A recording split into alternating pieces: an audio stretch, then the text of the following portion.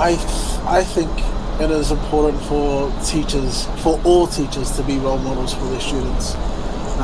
And I think for me in particular, because 95% of my class is Maori or Polynesian, I think even more so. I've been told by many teachers and principals before about the importance of male role models, especially because there's not many of them, and some of these kids, they don't have dads or fathers, and Yes.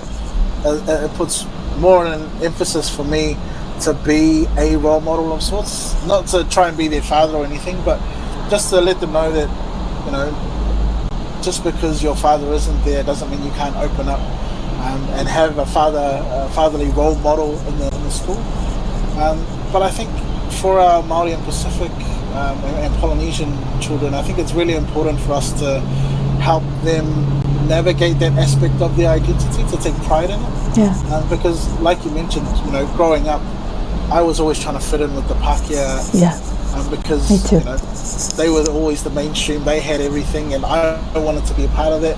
And so I felt like the only way to be successful was to drop everything unique about me and Yes. be like everyone else. Yes. And only in adulthood now I realize how special that uniqueness is.